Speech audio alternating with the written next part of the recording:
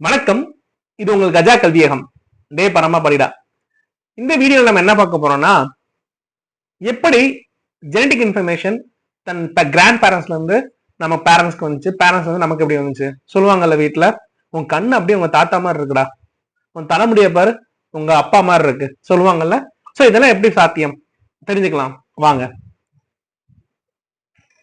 Right, நம்மளோட செல்லுல நியூக்ளியஸ்னு ஒரு சப்ஸ்டன்ஸ் இருக்குங்க, நமக்கு தெரியும், உட்கருன்னு சொல்லுவாங்க.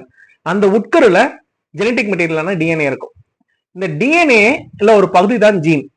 அதாவது நான் என் கையால நான் எழுதுறேன்னு வச்சுக்கோங்க, என் கை தான் டிஎன்ஏ அப்படின்னா நான் எழுதுற அந்த 3 ஃபிங்கர் ஜீன்.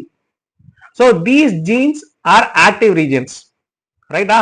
இந்த ஜீன்னா புரோட்டீனா கன்வெர்ட் ஆகும், புரதங்களா கன்வெர்ட் ஆகும். எடுத்துக்காட்டா என் தோல் நிறமாகட்டும், இல்லாட்டி நம்மளோட பிளட் இதா இருக்கட்டும், எல்லாத்துக்கும் புரதங்கள் தான் காரணம். சோ புரதம் எந்த வடிவத்துல இருக்கணும், எந்த அமைப்புல இருக்கணும், அதை உறுதி செய்யறது இந்த ஜீன்.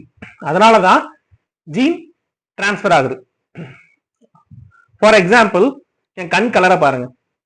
என் கண் கலர் இப்படிதான் இருக்கணும் அப்படின்னா அந்த ஸ்பெசிபிக் ரீஜன், இந்த ஜீன் சொன்ன பாத்தீங்களா, அந்த ஜீன்ல இன்ஃபர்மேஷன் இருக்கும், ப்ளூ பிரிண்ட் இருக்கும். இந்த ப்ளூ பிரிண்ட் இருந்தா போதும்ல, ஒரு இன்ஜினியர் வீடு கட்டிடுவார். அதே மாதிரிதான் அந்த ப்ளூ பிரிண்டை வச்சு இந்த புரோட்டீன் உருவாகும். நம்ம சவுத்துல இருக்கிறவங்களுக்கு நிறம் ரொம்ப கருப்பா இருக்கும் என்னை போல. என்ன காரணம் அப்படின்னா, நம்ம தாத்தா பாட்டிலாம் அதிக வெயில் வெப்பமுடைய இடத்துல இருந்திருப்பாங்க. சோ அவங்க தன் தலைமுறைக்கு அந்த கருப்பு ஜீனை கடத்துறாங்க, இந்த பிளாக்மன் மெலனின் சுரக்கக்கூடிய ஜீனை கடத்துறாங்க. அப்படி கடத்தினாதான் யூவி ரேஸ்ல இருந்து ப்ரொடக்ட் ஆகி நம்ம உயிர் வாழும்.